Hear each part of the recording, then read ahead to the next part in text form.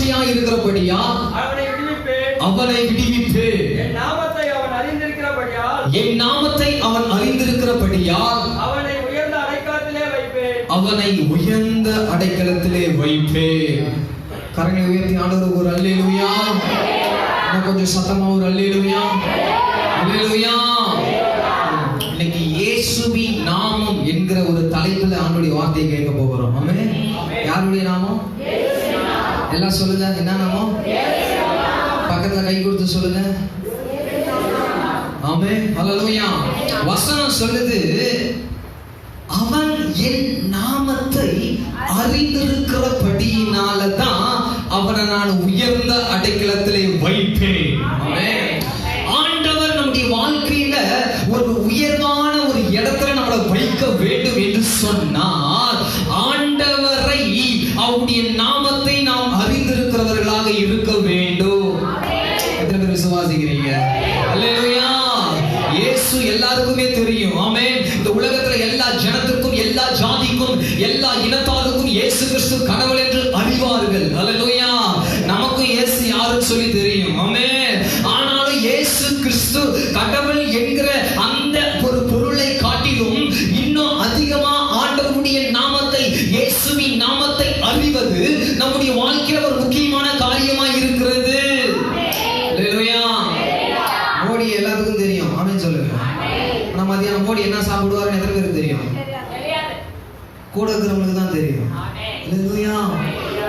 எத்தனை பேர் விசுவாசிக்கிறீங்க? ஆமென். அல்லேலூயா.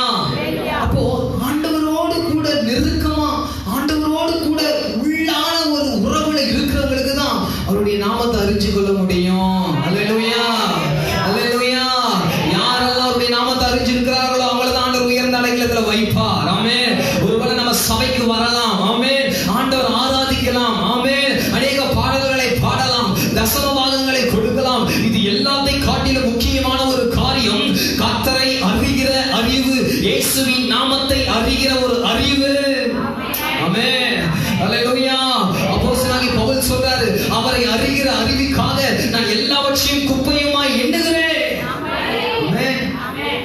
இயேசுவை பத்தி சொல்லுங்க பார்க்கலாம் ஒரு 5 நிமிஷம். இயேசுவா நமக்காக வந்தாரு, நமக்காக பிறந்தாரு, நமக்காக வாழ்ந்தாரு, நிறைய அற்புதத்தை செஞ்சாரு. 33 வயசுல செத்து போனாரு, 3 நாள் உயிரோடு எழுப்பினாரு, மறுபடியும் 40 நாள் கழிச்சு மறுபடியும் போயிட்டாரு, மறுபடியும் வரன்னு சொல்லியிருக்கிறாரு. இது எல்லாருக்குமே தெரியும் தானே? இது எல்லாருக்குமே தெரியும். இது எல்லாருக்குமே தெரியும். அல்லேலூயா. படிக்கிறவங்க கூட இயேசுப்பா எங்க பிறந்தாருன்னு சொல்லி புக்லயே கொஸ்டின் கேட்கறாங்க. அப்பனா இயேசு பிறந்தது, வாழ்ந்தது, மரித்தது, உயிரோடு எழுப்பது, மறுபடியும் வருது இந்த உலகத்தில் இருக்கிற எல்லா ஜனத்துக்கும், எல்லா மதத்தினருக்கும் தெரியும். அதை காட்டிலும் முக்கியமாய் நீ அறிந்து கொள்ள வேண்டிய அறிவு இயேசுவை குறித்து உனக்கு தேவை. அல்லேலூயா.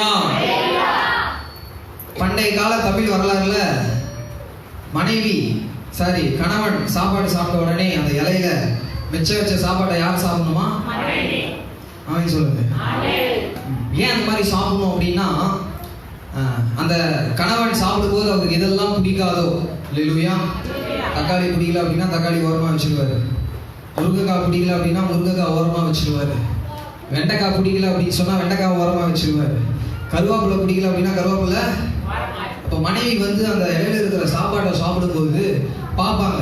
பார்க்கும்போது ஓ இதெல்லாம் ஒதுக்கி வச்சிருக்கிறாரு, அடுத்த டைம் என்ன பண்ணணும், இதெல்லாம் போடக்கூடாது அப்படின்னு தெரிஞ்சுக்கிறதுக்காக தான் இப்படிப்பட்ட ஒரு பண்பாட்டை நம்ம ஆளுங்க அந்த காலத்துல கொண்டு வந்தாங்க. அல்லேலூயா. அப்போ என்ன அப்படின்னு சொன்னா, ஊர்ல இருக்கிறவங்களுக்கு, உலகத்துல இருக்கிறவங்களுக்கு தன்னுடைய வீட்டுக்காரருக்கு என்ன பிடிக்கும்னு சொல்லி தெரியாது. ஆமென். ஆனா நெருக்கமா இருக்கிற ஒரு உறவுல இருக்கிறவங்களுக்கு தான் அவங்களுக்கு என்ன பிடிக்கும், என்ன பிடிக்காது, அவருடைய இருதயம் எப்படி இருக்கிறது என்று சொல்லி அறிந்து கொள்ள முடியும். அநேக நேரத்தில் நம்முடைய வாழ்க்கை ஆண்டவர் விட்டு தூரமா இருக்கும் பொழுது இயேசுவின் பேரை சொல்லலாம், ஆலயத்துக்கு வரலாம், எல்லாமே பண்ணலாம், அநேக காரியங்களை செய்யலாம். ஆனால் நமக்கும் ஆண்டவருக்கும் இருக்கிற அந்த உடன்பாடு, அந்த உறவு உறுதியா இருக்கும் பொழுது, அவருடைய நாமத்தை அறிந்திருக்கும் பொழுது மாத்திரமே ஆண்டவர் நம்மை உயர்ந்த அடைக்கலத்திலே, உயர்வான ஸ்தலங்களிலே நம்மை வைக்க முடியும். அல்லேலூயா. 3 விதமான நாமத்தை குறித்து நம்ம இன்னைக்கு அறிஞ்சுக்க போறோம். எத்தனை நாமம்? இப்படி போடுறாங்கல்ல, அது இல்லை. அல்லேலூயா. இது பைபிள்ல இருக்கிற இயேசுவின் நாமத்தை குறித்து. ஆமென். முதலாவது வார்த்தையாகிய நாமம். சொல்லுங்க, வாய் திறந்து சொல்லுங்க. இரண்டாவது மேலான நாமம். மூணாவது அன்புள்ள நாமம். ஃபர்ஸ்ட் நான் சொன்னேன், ரெண்டாவது, மூணாவது. இந்த மூணு சத்தியத்தையும் உங்க இதயத்தில் நீங்க வாங்கிட்டீங்க அப்படின்னா உங்க வாழ்க்கையில நிச்சயமா ஒரு உயர்ந்த அடைக்கலத்தில் ஆண்டவர் வைப்பார். ஆமென். இந்த மூணு சத்தியத்தை நீங்க விசுவாசிச்சாலே போதும், இந்த இடத்தை விட்டு வெளியில போகும்போது உங்க வாழ்க்கை வேற மாதிரி இருக்கும். ஆமென். அல்லேலூயா. எத்தனை விசுவாசிக்கிறீங்க? ஃபர்ஸ்ட் என்ன சொன்னேன்? வார்த்தையாகிய நாமம். அல்லேலூயா. என்ன நாமம்? ஆதியிலே தேவன் வானத்தையும் பூமியையும் சிருஷ்டித்தார். பூமியானது ஒளியின்மையும் வெறுமையுமாய் இருந்தது. ஆழத்தின் மேல் இருள் இருந்தது.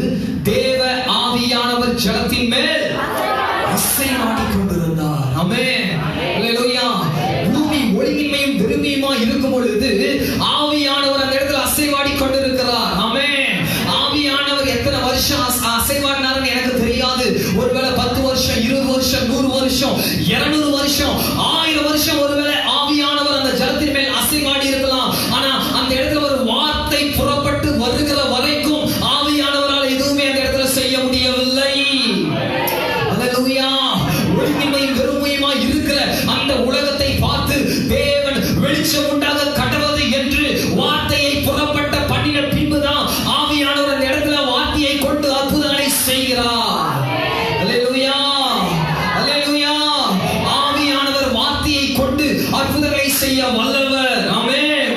வார்த்தை என்ன என்று சொல்லி பார்க்கும் பொழுது இயேசுதான் வார்த்தை. ஆமென். யோவான் 1:1 ஆதியிலே வார்த்தை இருந்தது, அந்த வார்த்தை தேவனாய் இருந்தது, அந்த வார்த்தை தேவனிடத்தில் இருந்தது, சகலமும் அவர் மூலமாய் உண்டாயிற்று, உண்டானதொன்றும் அவரே அல்லாமல் உண்டாகவில்லை. ஆமென். அப்போஸ்தலர்ல பார்க்கிறோம், அவரே அல்லாமல் வேறு ஒருவராலும் ரட்சிப்பு இல்லை, நாம் ரட்சிக்கப்படும்படிக்கு மேலே வானத்திலும் கீழே பூமியிலும் அவருடைய நாமமே அல்லாமல் வேறொரு நாமம் கட்டளையிடப்படவில்லை. அல்லேலூயா. இன்னைக்கு அந்த வார்த்தை நம்முடைய இருதயத்துக்குள்ள இருக்கும் பொழுது இந்த இடத்துல உள்ளாவிக் கொண்டிருக்கிற ஆவியானவர் அற்புதங்களை செய்வார். விசுவாசிக்கிறீங்க? அல்லேலூயா. எவ்வளவு பெரிய வியாதியா இருந்தாலும் பரவாயில்ல, எவ்வளவு பெரிய காரியங்கள் இருந்தாலும் பரவாயில்ல, எவ்வளவு பெரிய பிரச்சனை இருந்தாலும் பரவாயில்ல, வார்த்தை குடும்பத்துக்குள்ள வரும் பொழுது, வார்த்தை இருதயத்துக்குள்ள வரும் பொழுது ஆவியானவர் உள்ளாவிக் கொண்டிருக்கிற ஆவியானவர் உடனடியாக அற்புதங்களை செய்வார். அல்லேலூயா. யோசுவா பக்கத்துல ஆவியானவர் இருக்கிறாரு.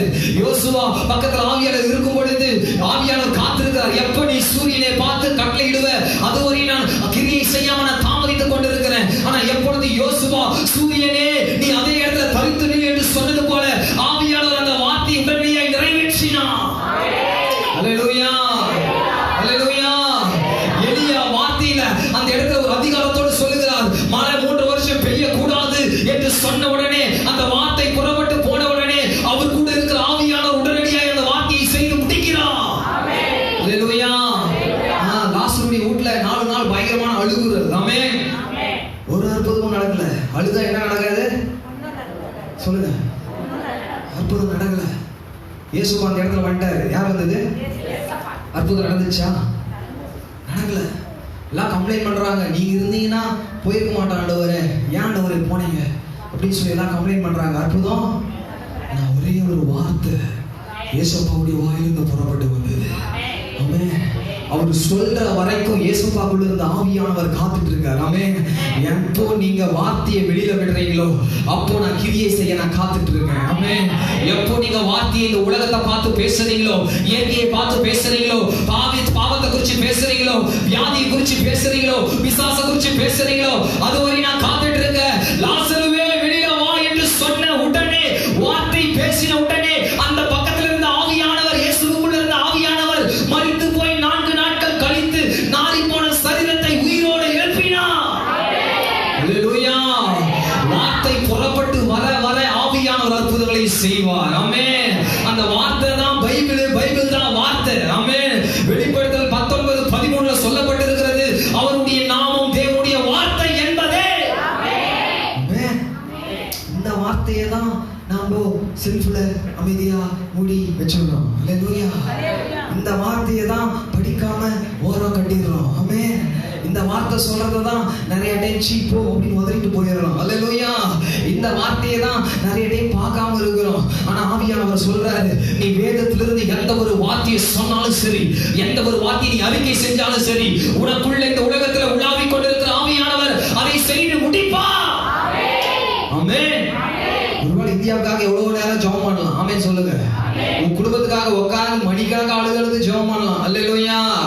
ஜெபம் பண்றது மாத்திரம் முக்கியம் கிடையாது, வார்த்தையை பயன்படுத்த வேண்டும். ஆமென். ஐயோ, என் கணவருக்காக ஜெபம் பண்றேன், ஒரு நாளுமே அவர் ஏற்றுக்கொள்ளலையே, ஒரு நாள் சபைக்கு வரலையே, ஒரு நாள் இந்த பழக்கத்திலிருந்து மாறலையேன்றதை விட்டுட்டு ஒரு நாளாச்சு தேவனுடைய வார்த்தையை அவங்களோட பேச வேண்டும். நீ வாயை திறக்கும் பொழுது, அந்த வார்த்தை புறப்பட்டு வரும் பொழுது, உன் குடும்பத்தில் இருக்கிற ஆவியானவர் அந்த இடத்துல கிரியை செய்ய வல்லவர். விசுவாசிக்கிறீங்க? அதை விட்டுட்டு ஆண்டவரே, என்ன ஆண்டவரே, சரியில்லை ஆண்டவரே, போக ஆண்டவரே அப்படின்றத விட்டுட்டு என்னைக்கு நீ வாயை திறந்து வார்த்தையை ஜனங்களிடத்தில், கிராமத்தில், சிறு பிள்ளைகளிடத்தில், உன்னுடைய வீட்டில், உன்னுடைய பிள்ளைகளுடைய இருதயத்தில் அந்த வார்த்தையை தொடிக்கப்படுகிறாயோ, அப்பொழுது அந்த இடத்துல காத்துக் கொண்டிருக்கிற ஆவியானவர் அற்புதங்களை செய்ய வல்லவர். அல்லேலூயா. எத்தனை வருஷம் ஆவியானவர் ஜனத்தின் மேல் அசைவாடாது தெரியாது. வார்த்தை வந்த போதுதான் வெளிச்சம் உண்டானது. வார்த்தை வந்த போதுதான் பூமி சீராக்கப்பட்டது. வார்த்தை வந்த போதுதான் அற்புத அடையாளங்கள் நடந்தது. இன்னைக்கு உன் வாழ்க்கையில் அப்படிப்பட்ட வார்த்தை தொடிக்கவில்லை என்று சொன்னால், அப்படிப்பட்ட வார்த்தை வரவில்லை என்று சொன்னால், ஆவியானவரால் கிரியை செய்ய முடியாது. அல்லேலூயா. யாருக்கிறது? ஆவியானவர். ஆமென். பெந்தெகோஸ்தே நாளே ஆவியானவர் இடத்துல ஊற்றப்பட்டார். ஆமென். நீங்க அத்திற்கு தரிசனமா சொல்றேன், இந்த இடத்துல இருந்து என்னென்ன வார்த்தை புறப்பட்டு வருகிறதோ அதெல்லாம் ஆவியானவர் நிறைவேற்றி முடிப்பார். எத்தனை பேர் விசுவாசிக்கிறீங்க? உங்க வார்த்தை ஜனங்களுக்கிட்ட, வாலிபர்கள் கிட்ட, சிறு பிள்ளைகள் கிட்ட, உன் குடும்பத்துல கணவர் கிட்ட, மனைவி கிட்ட, பிள்ளைங்க கிட்ட தேவ வார்த்தை புறப்பட்டு போச்சு அப்படின்னா, ஒரு ஸ்டெப் நீங்க பேசுறீங்க அப்படின்னா, அந்த வார்த்தையை ஆவியானவர் அவங்க வாழ்க்கையில அற்புதங்களாய், மாற்றங்களாய் நிறைவேற்றி முடிப்பா. அல்லேலூயா. உபவாசம் இருக்கிறனே, உலகால் படிட்டு ஜெபம் பண்றனே, ஒரு அற்புதமும் நடக்கலையே, ஒரு மாறுதலும் நடக்கலையே அப்படின்ற அந்த சிந்தனையை எடுத்துட்டு ஜெபிக்கிறது மாத்திரம் கிடையாது, பிரசங்கிக்கிற, அந்த போதிக்கிற, அந்த வார்த்தையை வெளியிட்டுகிற அந்த அனுபவத்துக்குள்ளாக வாழ்க்கை இன்னைக்கு கடந்து போச்சு அப்படின்னா, ஆண்டவர் வாழ்க்கையை வெற்றி கொடுப்பது நிச்சயம். அல்லேலூயா. வியாதி வரும்போது ஐயோ ஆண்டவரே வியாதி எடுத்து போடுகிறதை விட்டுட்டு, உன் வாயிலிருந்து தேவ வார்த்தை வியாதியை பார்த்து புறப்பட்டு வரும் பொழுது, உன் பக்கத்தில் இருக்கிற ஆவியானவர் அந்த வார்த்தையை நிறைவேற்றி முடிப்பா. அல்லேலூயா. வார்த்தை புறப்பட்டு வரும்போது வார்த்தையை நிறைவேற்ற ஆவியானவர் காத்துட்டு இருக்கார். அல்லேலூயா. எவ்வளவு பேர் ஆனா ஜெபம் பண்ணலாம், நான் தேவ வசனம் புறப்பட்டு போகும்போது பிசாசு பயப்படுவான். அல்லேலூயா. தேவ வசனம் இருதயத்துக்குள்ள விதைக்கிறப்போ பிசாசு நடுங்குவான். அல்லேலூயா. ஒருவேளை இந்த இடத்துல இத்தனை பேர் இருக்கலாம், இவ்வளவு நேரம் நான் என்ன பேசணும் கூட நிறைய பேருக்கு தெரியாம இருக்கலாம். அவங்க எல்லாம் முடிவு பண்ணிக்கோங்க, நம்ம இருதயத்தை பிசாசு ஆரம்பிக்கும் போதே மாத்திட்டான்னு. எத்தனை உயிரோடு இருக்கிறீங்க? வார்த்தை வந்துச்சுன்னா கண்டிப்பா அற்புதம் நடந்துரும். அல்லேலூயா. காற்றும் கடலும் கொந்தளித்துக் கொண்டிருந்தது. தேவ ஆவியானவர் எங்கெல்லாம் இருக்கிறாரு? ஒரு அற்புதமும் நடக்கல. ஆமென் சொல்லுங்க. ஆனா இயேசுவுடைய வார்த்தையிலிருந்து இறையாதே அமைதலா இரு என்று சொன்ன உடனே அந்த இடத்துல உலாவிக் கொண்டிருந்த ஆவியானவர் அந்த வார்த்தையை நிறைவேற்றி முடித்தார். அல்லேலூயா. சும்மா வேணா செக் பண்ணி பாருங்க, அப்படியே வெளியில போயிட்டு இருக்கிறப்ப மழை பெஞ்சுனா மழையை பார்த்து அப்படியே கட்டளிட்டு பாருங்க, உங்களுக்குள்ள இருக்கிற ஆவியானவர் அந்த வார்த்தையை நிறைவேற்றி முடிப்பார். விசுவாசிக்கிறீங்க? அப்படியே நமக்குள்ள எப்ப பார்த்தாலும் எப்படா 10 பேர் துரத்தலாம், எப்படா 2 பேர் ஒரு சத்தம் உயிரோடு இருக்கலாம், எப்படா வியாதியஸ்தர்கள் எல்லாம் சுகமாகலாம் அப்படின்ற ஒரு வாஞ்சியே உள்ள ஓடிட்டு இருக்கணும். ஆமென். ஐயோ என்னடா நாளைக்கு தேவை வந்துச்சு, ஐயோ இவ்வளவு பெரிய பிரச்சனை வந்துச்சு, ஐயோ என்னடா அப்படின்னு சொல்லிக்கிறது அந்த எண்ணமெல்லாம் மாறி இருக்கணும். அல்லேலூயா. ஏசப்பா பிள்ளைங்களை போல இருக்கணும். ஆமென் சொல்லுங்க. விசுவாசிக்கிறீங்க? அல்லேலூயா. வார்த்தை வந்துச்சுன்னா பிசாசெல்லாம் நடுங்கி போயிடுவான். ஆமென். அப்பதான் நமக்குள்ள விசுவாசம் வரணும். நம்மளை பார்த்து பிசாசு பயப்படவே தவிர பிசாசை பார்த்து நான் என்ன பண்ணக்கூடாது? பயப்படக்கூடாது. உலகத்தில் இருக்கிற அதிகாரிகளை பார்த்து நான் பயப்படக்கூடாது. என்ன பார்த்து எல்லா அதிகாரிகளும் பயப்படணும். ஆமென். உலகத்தில் எவ்வளவு பெரிய அரசாட்சி எழுப்பினாலும், கிறிஸ்துவர்களுக்கு விரோதமாக எழுப்பினாலும், கிறிஸ்துவர்களை முடக்கலாம் எழுப்பினாலும், ஆண்டவருடைய பிள்ளைகள் வார்த்தையை பயன்படுத்தும் பொழுது வார்த்தையை நிறைவேற்ற ஆவியானவர் பட்சத்தில் நிற்பார்.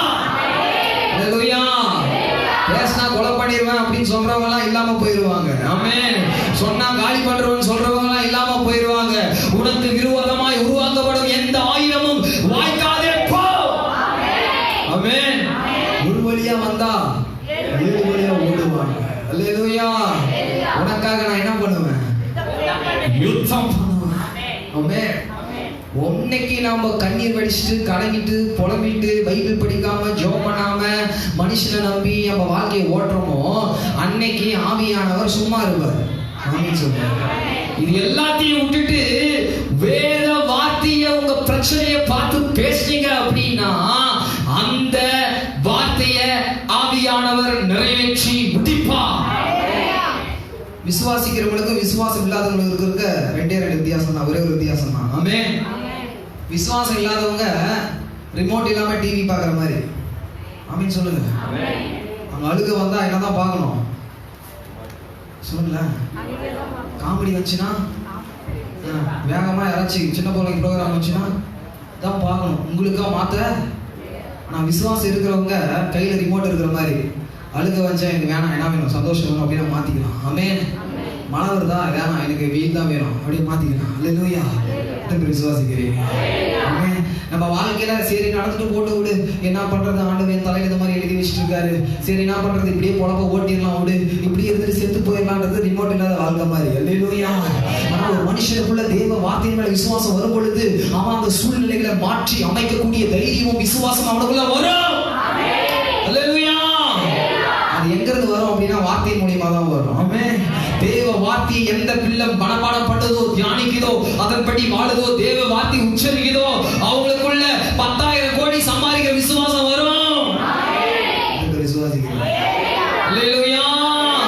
நீ நிறைய பேர் ஞாயிற்றுக்கிழமை பிரசங்கத்தை விட்டு வேகமா வேலை செய்வாங்க. ஆமென் சொல்லுங்க. எல்லாம் எப்படி போதும் எனக்கு தெரியாது. ஆனா ஆண்டவருடைய சமூகத்துல நீங்க வார்த்தையை கேட்க வந்திருக்கிற உங்களுக்குள்ள வார்த்தை விசுவாசம் கொடுக்கும், விசுவாசம் அற்புதங்களை கொடுக்கும். அல்லேலூயா. வார்த்தையாகிய நாமம். ஆமென். என்னைக்கு உங்க வாயிலிருந்து வார்த்தை புறப்படணும்னு சொல்லி ஆவியானவர் காத்து கொண்டிருக்கிறார். அப்படி வார்த்தை வெளியில வர வர வர ஆவியானவர் எல்லாவற்றையும் செய்து முடிப்பார். ஒரு நாள் சீஷர்கள் எல்லாம் படகுல உட்கார்ந்து அப்படியே போறாங்க. கூட இயேசுப்பா என்ன பண்றாரு? போறார். இயேசுப்பா அந்த சீஷர்கள் எல்லாம் அப்படியே பாக்குறாங்க. ஆஹா என்ன அழகான அலை, ஆஹா என்ன அழகான கடல், ஆஹா என்ன அழகான சுறாமீன் அப்படின்னு சொல்லிட்டு எல்லாம் பயங்கரமா பேசிட்டு இயேசுப்பா என்ன பண்ணிட்டாங்க? விட்டுட்டாங்க. வார்த்தைய விட்டுட்டாங்க. வார்த்தையாக இயேசுவ இயேசுப்பா வார்த்தை பேசலன்னா, வார்த்தை கிட்ட பேசலன்னா வார்த்தை என்ன ஆயிடும்? கண்டிப்பா தூங்கிடும். அல்லேலூயா. படகுல இயேசுப்பா என்ன பண்ணிட்டாரு? அதுவும் தலையணை வச்சு. ஆமென் சொல்லுங்க. நீ நான் வேணா பாடு, என்னைக்கு என்ன கூப்பிடுறியோ அன்னைக்கு தான். ஆமென். என்னைக்கு நீ என்னை எழுப்புறியோ, என்னைக்கு என்ன பயன்படுத்துறியோ, என்னைக்கு வார்த்தையை யூஸ் பண்றியோ அப்பதான் என்னது அற்புதம். அல்லேலூயா. உடனே சீஷர்கள் எல்லாம் இயேசுவை எழுப்புகிறார்கள். போதகரே நாங்கள் படித்து போகிறோம், உங்களுக்கு கவலை இல்லையா என்று வார்த்தையை எழுப்பி வார்த்தையை பேச வைக்கிறாங்க, வார்த்தையை பேச வைக்கிறாங்க. ஆமென். அப்போ வார்த்தையாகி இயேசு இறையாதே என்று சொன்ன போது அந்த கடல் அமைதலாய் போனது. உன்னுடைய வாழ்க்கையில கொன்று எழுத்து பலவிதமான அலைகளால மூடப்பட வேண்டும் என்று இருக்கிற சூழ்நிலைகளை உன்னுடைய வாயிலிருந்து தேவ வார்த்தை புறப்பட்டு வரும் பொழுது உன் கூட இருக்கிற, உன் பக்கத்தில் இருக்கிற பரிசுத்த ஆவியானவர் அதை அமைதலாய் மாற்றி பண்ண முடிப்பா. விசுவாசிக்கிறீங்க? அல்லேலூயா. என்ன நாமோ இது ஏகப்பட்டதா போயிட்டு இருக்கலாம். நேரம் இல்ல. ரெண்டாவது மேலான நாமம். ஆமென். என்ன நாமம்? மேலான நாமம். வாசிக்கலாம். லூக்கா எழுதின சுவிசேஷம் 7வது அதிகாரம் 8வது வசனம், 7வது வசனம், 9வது வசனம். சீக்கிரமாக, நேரம் இல்ல. லூக்கா எழுதின சுவிசேஷம் 7வது அதிகாரம். நான் அதிகாரத்துக்கு கீழ்ப்பட்டவனாய் இருந்தும் எனக்கு கீழ்ப்பட்டிருக்கிற சேவகர் உண்டு. நான் ஒருவனை போ என்று சொன்னால் போகிறான், மற்றொருவனை வா என்று சொன்னால் வருகிறான். என் வேலைக்காரனை இதை செய் என்று சொன்னால் என்று நான் சொன்னதாக சொல்லுங்கள் என்று சொன்னார். அடுத்து இயேசு இவைகளை கேட்டு அவனை குறித்து ஆச்சரியப்பட்டு திரும்பி தமக்கு பின் செல்கிற திரளான ஜனங்களை பார்த்து, இஸ்ரவேலருக்குள்ளும் இப்படிப்பட்ட விசுவாசத்தை நான் காணவில்லை. அல்லேலூயா. இரண்டாவது என்ன நாமோ? ஆண்டுடைய வார்த்தைகளை தெளிவா கவனிங்க. ஆண்டுடைய வார்த்தை உங்களுக்குள்ள வரும்போது நீங்க சாதாரண மனுஷரே கிடையாது. ஆமென். சூப்பர் நேச்சுரலா போல ஒரு பயங்கரமான சூப்பர்மேன் ஆண்டவர் மாத்தி விட்டுருவாரு. அல்லேலூயா. அல்லேலூயா. இந்த இடத்துல 100க்கு அதிபதியை குறித்து வேதம் சொல்லுகிறது, அவனுடைய வேலைக்காரன் உடம்பு சரியில்லாம இருந்த பொழுது இயேசுவை என்கிட்ட வந்து அவரை ஜெபிக்கும்படியாய் கேட்டுக்கொள்றான். ஆனா ஒரு கட்டத்துல வரும் பொழுது, போதகரே நீ என் வீட்டுக்கு வருவதற்கு எனக்கு தகுதி கிடையாது, அதே இடத்துல ஒரே ஒரு வார்த்தையை மாத்திரம் சொல்லும், ஒரு வார்த்தை சொன்னா என் வேலைக்கார சுகமாய் மாறுவான். அப்பதான் சொல்றாரு, அதிகாரத்திற்கு கீழே இருந்தோம், எனக்கு கீழ்பட்டு இருக்கிற சேவகர் உண்டு, ஒருத்தரை போன்னு சொன்னா போறான், ஒருத்தரை வான்னு சொன்னா வரான், இதை செய்யட்டும் சொன்னால் அவன் செய்கிறான். ஆமென். அல்லேலூயா. இந்த வார்த்தை நல்லா கவனிங்க. இந்த 100க்கு அதிபதி அதிகாரத்துக்கு கீழே இருக்கிறார். ஆமென். அதிகாரத்துக்கு கீழே இருக்கிறார். 100 பேருக்கு தான் அதிபதி. ஆமென் சொல்லுங்க. இந்த 100க்கு அதிபதி 100 பேருக்கு தான் அதிபதி. அந்த 100 பேருக்கு அதிபதியா இருக்கிற அவர் ஒரு வார்த்தையை சொன்னா அந்த வார்த்தைக்கு ஜனங்க கீழ்ப்படிறாங்க. அந்த வார்த்தையில வல்லமை இருக்கு. அந்த வார்த்தை என்ன சொல்றதோ அதெல்லாம் நடக்குது. ஆமென் சொல்லுங்க. ஒரு சீக்கிரமா ஒரே ஒருத்தர் ஒரு வசனம் வாசிக்கலாம். எபேசியர் 1:20. சீக்கிரமா எபேசியர் 1:20. எபேசியர் 1:20. எல்லா துரைத்தனத்திற்கும் அதிகாரத்திற்கும் வல்லமைகளுக்கும் கர்த்தத்துவத்திற்கும் இம்மையில மாத்திரமல்ல மறுமையிலும் பேர் பெற்றிருக்கும் எல்லா நாமத்திற்கும் மேலாய் அவர் உயர்ந்திருக்கத்தக்கதாக அவரை உன்னதங்களிலே உயர்த்தி தம்முடைய வலது பாசத்தில் உட்காரபடி செய்து எல்லாவற்றையும் அவருடைய பாதங்களுக்கு கீழ்ப்படுத்தி எல்லாவற்றாலும் நிரம்புகிறவருடைய சரீரமான சபைக்கு அவரை தலையாக தந்தள்ளி இருக்கிறார். அல்லேலூயா. அவனுடைய வார்த்தை நல்லா கவனிங்க. அந்த 100க்கு அதிபதி 100 பேருக்கு அதிபதியா இருந்த போது அவன் சொல்ற ஒரு வார்த்தையில நடக்குது, அவன் சொல்ற ஒரு வார்த்தை அற்புதம் நடக்குது. ஆனா இயேசுவை சொல்லி சொல்லப்பட்டிருக்கிறது, அவர் எல்லா நாமத்துக்கும் மேலானவர். அல்லேலூயா. எல்லா துரைத்தனங்களுக்கும் மேலானவர். ஆமென். இந்த உலகத்துல வியாதியை கொண்டு வருகிற பிசாசை அவர்தான் உண்டாக்கினவர், அவனை சிலுவையில ஜெயித்தவர். ஆமென். இந்த உலகத்தில் இருக்கிற எல்லா இயற்கை சீற்றங்களையும் எல்லா அதிகாரங்களையும் உரிந்து கொண்டவர். அவர் ஒருவரே எல்லா ராஜாக்களுக்கும் மேலானவராய் இருக்கிறார். அவர் ஒருவரே எல்லா இயற்கை சூழ்நிலைகளுக்கும் அப்பாற்பட்டவராய் இருக்கிறார். ஆமென். இது விசுவாசிக்கிறீங்க? அல்லேலூயா. நாம் ஆராதிக்கிற இயேசு எல்லாவற்றுக்கும் மேலானவர். ஆமென். வேதம் சொல்கிறது, அவர் ஒருவரே உயர்ந்தவர், எல்லா நாமத்துக்கும் மேலான நாமத்தை பிதாவானவர் அவருக்கு தந்தள்ளி இருக்கிறார். அல்லேலூயா. இயேசு எல்லா நாமத்துக்கும் மேலானவர். நாம ஏன் மற்ற காரியத்தை குறித்து பயப்படணும்? ஆமென். பக்கத்துல கை கொடுத்து சொல்லுங்க, எங்க அப்பா எல்லா நாமத்துக்கும் மேலானவர். எல்லாம் சொல்லுங்க. பாதி பேர் சொல்லல, சொல்லணும். அல்லேலூயா. நான் ஆராதிக்கிற இயேசு எல்லா நாமத்துக்கும் மேலானவர். அல்லேலூயா. அவர் என் கூட இருக்கிறப்ப நான் பயப்பட மாட்டேன். ஆமென். எவ்வளவு பெரிய வியாதி, டாக்டர் என்ன சொல்லட்டும், பக்கத்துல இருக்கிறவன் என்ன சொல்லட்டும், உருப்பட மாட்டேன்னு சொல்லட்டும், டேய் நாசமா போனவனே சொல்லட்டும், ஆனா இயேசு எல்லா நாமத்துக்கும் மேலானவர், என்னுடைய தகப்பனா இருக்கிறார். அல்லேலூயா. இயேசு எல்லா நாமத்திற்கும் மேலானவர். அல்லேலூயா. ஒரு முறை ஒரு பையனும் ஒரு அப்பாவும் ரூம்ல இருக்கிறாங்க. ஆமென் சொல்லுங்க. அப்படி ரூம்ல இருக்கும் பொழுது இந்த மலந்தேன் பார்த்துருக்கீங்களா? எல்லாம் பார்த்துருப்பீங்க. எத்தனை பேர் கொண்டு வாங்கியிருக்கீங்க மலந்தேன்? அது வந்து அந்த அப்பாவை என்ன பண்ணிடுச்சு, கொட்டிடுச்சு. உடனே அவங்க அப்பாவுக்கு ஒன்றும் ஆகலை, அவர் நல்லா தான் இருக்கிறார். மறுபடியும் அந்த பூச்சி அந்த ரூம்லேயே சுற்றிட்டு இருக்கு. பிடிக்காம போகுது, பிடிக்காம வருது, அந்த பக்கம் வருது. அந்த பையனுக்கு ஒரே பயம். நம்மள அப்பா பரவாயில்ல வாட்ட சாட்டமாக இருக்கிறாரு, அதனால அவருக்கு ஒன்றும் தெரியல, ஒருவேளை நம்மளை போட்டுருச்சுன்னா நம்ம போயிடுவோமேடா அப்படின்னு சொல்லிட்டு அந்த பையன் அழ ஆரம்பிக்கிறான். ஆமென். அப்போ அந்த அப்பா அந்த பையனை கூப்பிட்டு, மகனே பயப்படாத. ஏன் அப்படின்னா அந்த தேன் பூச்சி என்னை கொட்டின உடனே அந்த விஷக்கூ என் மேலதான் இருக்கு. அது உன்னை கொட்ட முடியாது. ஒருவேளை அது உன்னை கொட்டினாலும் உனக்கு வலிக்காது, ஒருவேளை அது கொட்டினாலும் உனக்கு விஷம் ஏறாது. ஆனா கொட்டுறது போலதான் சவுண்ட் விடும். அல்லேலூயா. உனக்கு பயப்படுறது போலதான் சவுண்ட் ரைஸ் பண்ணும், வை வைன் பக்கத்துல தான் சுத்தம்.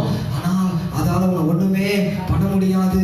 அந்த கூறு என் உடம்புல நான் ஏத்திட்டேன். அது போலதான் பிசாசு நமக்கு பயமுறுத்துற மாதிரி பயமுறுத்தும் போது இயேசுவா நம்மளை பார்த்து சொல்றாரு, சிலுவையில நான் பிசாசை ஜெயிச்சிட்டேன். அல்லேலூயா. சிலுவையில் இயேசு பிசாசை ஜெயித்தார், வியாதியை ஜெயித்தார், மரணத்தை ஜெயித்தார். மரணமே உன் கூறு எங்கே? பாதாளமே உன் ஜெயம் எங்கே? ஆமென். ஹல்லேலூயா. நமக்காக ஆண்டவர் எல்லாத்தையும் அனுபவிச்சிட்டார். நமக்காக எல்லாத்தையும் ஆண்டவர் ஏற்றுக்கொண்டார். இதுக்கப்புறம் எந்த பிசாசும் பயமுறுத்த முடியுமே தவிர நம்மள ஒழிக்க முடியாது. விசுவாசிக்கிறீங்க? அதனாலதான் வசனம் சொல்லுது, எவனை விழுங்கலாமோ என்று கர்ஜிக்கிற சிங்கத்தை போல அலைந்து சுற்றி திரிந்து கொண்டிருக்கிறான். என்னைக்காச்சும் சிங்கம் விழுங்குறத பார்த்துருக்கிறீங்களா? மலமாவும் தான் முழுங்கும். சிங்கம் விழுங்குது அப்படின்னா என்ன கிடையாது, பல்லு இல்ல. யாராச்சும் அப்படியே கொல கொல கொலன்னு வார்த்தை இல்லாம, ஜபம் இல்லாம, வசனம் இல்லாம, ஆலயம் இல்லாம, பரிசுத்தம் இல்லாம, ஜபஜீவி இல்லாம யாராச்சும் வீட்டுல பயந்து அழுது ஒடுங்கி இருக்கிறாங்க பாரு, அப்படியே போகும்போது முடிக்கிட்டு போயிடுவோம். இல்லையா? ஆனா ஆண்டவருடைய வார்த்தை சொல்லுகிறது, நான் பிசாசை ஜெயித்து, அதிகாரங்களை ஜெயித்து, துரைத்தனங்களை ஜெயித்து, எல்லாவற்றையும் ஜெயித்து, எல்லா நாமத்திற்கும் மேலான நாமத்தை நான் சுதந்தரித்துக் கொண்டிருக்கிறேன். விசுவாசிக்கிறீங்க? இல்லையா? எத்தனை பேர் பிசாசை துரத்த ரெடியா இருக்கிறீங்க? நம்ம தான் வீட்டுல கூட்டு வச்சுக்கிட்டோமே. இல்லையா? எத்தனை பேர் பிசாசை துரத்த ரெடியா இருக்கிறீங்க? எத்தனை பேர் வியாதியை துரத்த ஆயத்தமா இருக்கிறீங்க? வசனம் சொல்லுது, என் நாமத்தினால் நடக்கும் அடையாளங்கள் ஆவன. ஆமென். இந்த வார்த்தையாகிய நாமம், இந்த மேலான நாமத்தை ஆண்டவருடைய வார்த்தை சொல்லுகிறது, என் நாமத்தினால நடக்கும் அடையாளங்கள் ஆவன. விசுவாசிக்கிறவர்களால் நடக்கும் அடையாளங்கள் ஆவன. என் நாமத்தினாலே வியாதியஸ்தர்கள் கைகளை, அப்பொழுதே அவங்க மரித்தோர நவமான பாஷைகளை என்னைக்கு நம்ம ட்ரை பண்ணி இருக்கிறோம். அல்லேலூயா. நம்மளுக்கு வியாதி வச்சுன்னா நம்ம கை வச்சாலே சுகமாயிடும். ஆமென். மற்றவங்களாம் நம்ம மேல கை வைக்கணும்ன்ற அந்த விசுவாச லெவலுக்கு போக கூடாது. அல்லேலூயா. எத்தனை பேர் விசுவாசிக்கிறீங்க? நேரல மூணாவது சொல்றேன். மூணாவது என்னது? அன்பான நாமம். ஆமென். லூக்கா எழுதின சுவிசேஷம் 15வது அதிகாரம் 16வது வசனத்தை ஒருத்தர் வாசிக்கலாம் சீக்கிரமா வேகமா. லூக்கா எழுதின சுவிசேஷம் 15வது அதிகாரம் 15-16. அப்பொழுது பன்றிகள் தின்னுகிற தவிட்டினாலே தன் வயிற்றை நிரப்ப ஆசையாய் இருந்தான். ஒருவரும் அதை அவனுக்கு அடுத்து அவனுக்கு புத்தி தெரிந்த போது, என்னுடைய தகப்பனுடைய வீட்டில் எத்தனையோ கூலிக்காரர்களுக்கு பூர்த்தியான சாப்பாடு இருக்கிறது, நானோ பசியினால் சாகிறேன். அடுத்து, நான் எழுந்து என் தகப்பனிடத்திற்கு போய், தகப்பனே, பரத்திற்கு விரோதமாகவும் உமக்கு முன்பதாகவும் பாவம் செய்தேன். அடுத்து, இனிமேல் உம்முடைய குமாரன் என்று சொல்லப்படுவதற்கு நான் பாத்திரன் அல்ல. உம்முடைய கூலிக்காரரில் ஒருவனாக என்னை வைத்துக் கொள்ளும் என்று சொல்லி எழுந்து புறப்பட்டு தன் தகப்பனிடத்தில் வந்தான். அவன் தூரத்தில் வரும்போது அவனுடைய தகப்பன் அவனை கண்டு மனதுருகி ஓடி அவன் கழுத்தை கட்டிக்கொண்டு அவனை முத்தம் செய்தான். ஆமென். முத்தம் செய்து அவருடைய கால்களுக்கு பாதரட்சையையும் ஒரு கன்றை அடித்து அவருடைய கரங்களுக்கு மோதிரத்தை அந்த தகப்பன் அந்த பிள்ளைக்கு கொடுத்தான். மூணாவது நாமம் என்ன சொன்ன? அன்பான நாமம். ஒரு தகப்பனுக்கு, ஒரு வயதான தகப்பனுக்கு 2 குமாரர்கள் இருக்கிறாங்க. இளைய குமாரன், மூத்த குமாரன். இளைய குமாரன் ஃப்ரெண்ட்ஸுடைய பேச்சு கேட்டு ஃப்ரெண்ட்ஸ் எல்லாம் ஆலோசனை கொடுக்குறாங்க, டேய் இன்னும் எத்தனை நாளாக அவங்க அப்பா கூட இருப்ப, எல்லா பணத்தையும் வாங்கிட்டு வாடா, நம்ம ஜாலியாக இருக்கலாம் அப்படின்னு சொல்லி ஃப்ரெண்டெல்லாம் ஆசையை காட்டி அவனை அப்படியே அவங்க அப்பா கிட்ட போய் சொத்தை பிரித்து கொடு கேட்க வச்சு சொத்தை எடுத்துட்டு அவன் தூர தேசத்திற்கு போய் துர்மார்க்கமாய் ஜீவனம் பண்ணி வேசி கிடத்தி தன்னுடைய ஆஸ்திகளை அழித்து போட்டான்.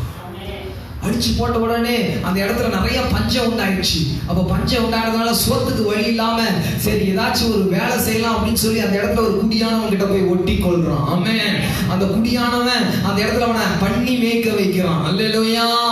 அப்படி பண்ணி மேய்க்கும் பொழுது அந்த பண்ணி அந்த சாப்பாடு சாப்பிடலான்னு இவனுடைய மனசு ஏங்குது.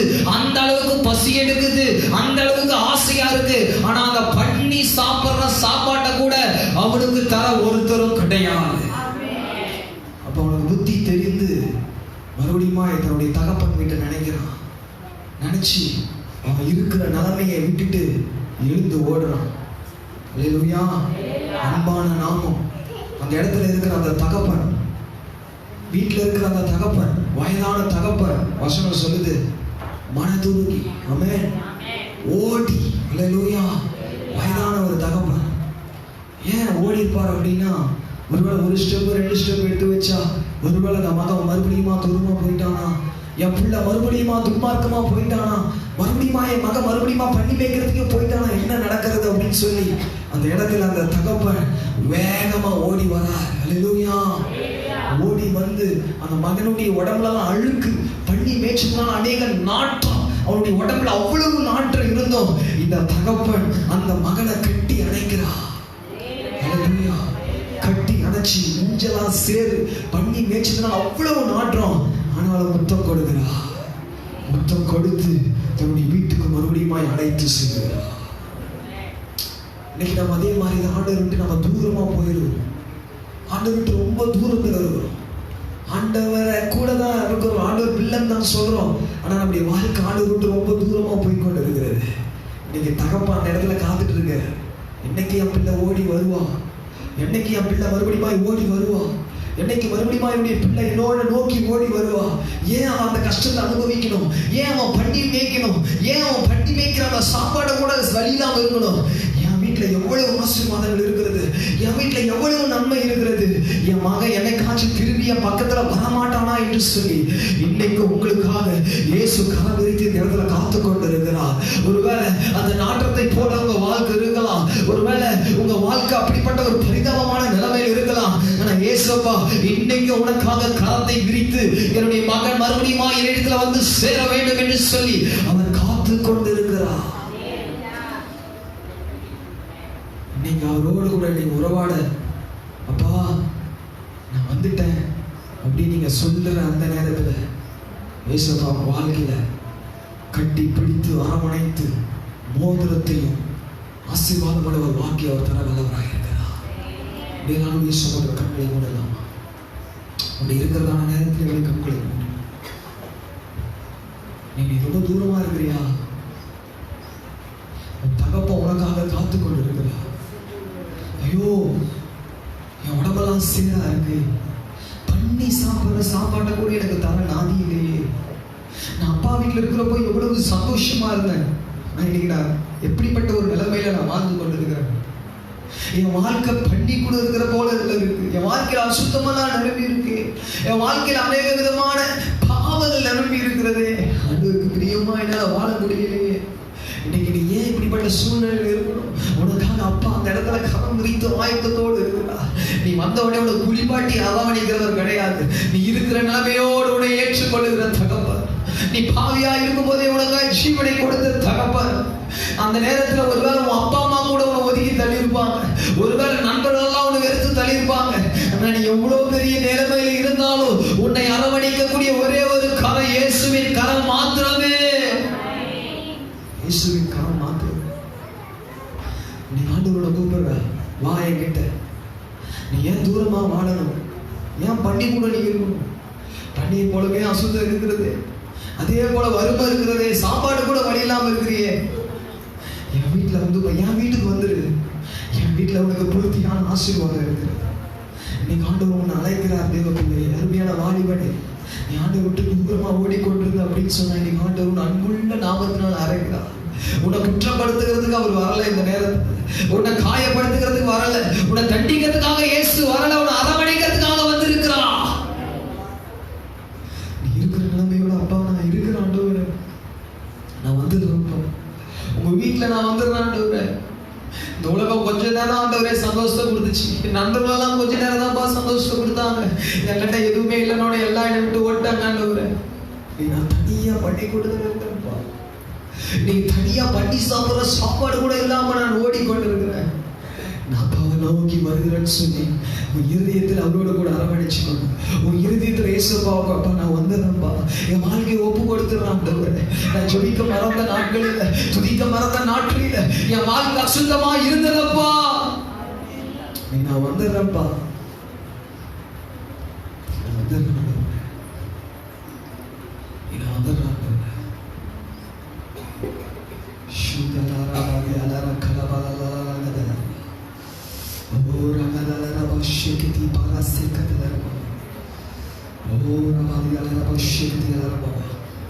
வார்த்தையாகிய நாமம், வார்த்தையாகிய நாமம், வார்த்தையாகிய நாமம். வார்த்தை என்னைக்கு வாழ்க்கையில புறப்பட்டு வருகிறதோ அன்னைக்கு வாழ்க்கையில் ஆண்டவர் அற்புதங்களை செய்யும். மேலான நாமம், எல்லா நாமத்துக்கும் மேல ஆண்டவர் உயர்ந்திருக்கிறவர், எல்லா நாமத்துக்கும் மேல அற்புத அடையாளங்களை செய்ய முடிப்பவர். அப்படியே நானுடைய சமூகத்தில் எழுந்திருக்கலாமா? எல்லாருடைய சமூகத்தில் எழுந்திருச்சு அப்படியே ஒப்பு கொடுக்கப்பட்டவர்களா, ஒப்பு கொடுக்கப்பட்டவர்களா, ஒப்பு கொடுத்தவர்களா, ஒப்பு கொடுக்க பார்க்கலாம். திருவிருந்த ஆராதனைக்கு போகும்போது ஒரு பரிசுத்தமுள்ள ஒரு இருதயம் நம்ம வாழ்க்கையில காணப்படணும். திருவிருந்த ஆராதனைக்கு போகும்போது நம்ம இருதயம் எல்லாம் பரிசுத்தமாக காணப்படணும். சொல்லுங்கப்பா நான் வந்துடுறேன் ஆண்டவரே, சொல்லு தேவ பிள்ளையை சொல்லு ஆண்டவரே நான் வந்துடுறேன் ஆண்டவரே. அப்பா இந்த உலகம் எனக்கு சந்தோஷத்தை கொடுக்க முடியாதப்பா, இந்த உலகம் எனக்கு நிம்மதியை தர முடியாது, ஒரு சமூகம் மாத்திரமே எனக்கு நிம்மதியை தர முடியும்ப்பா.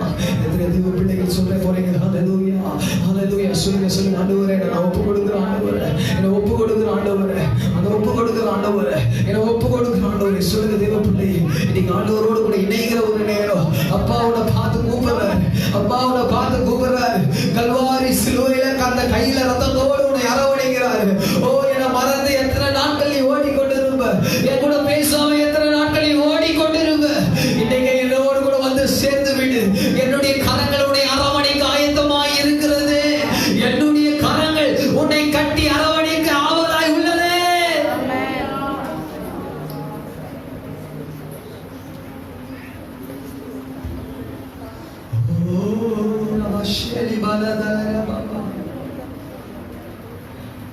எங்கோ நான் வாழ்ந்தேன், அறியாமல் அலைந்தேன், என்னே தேடி வந்தேன்.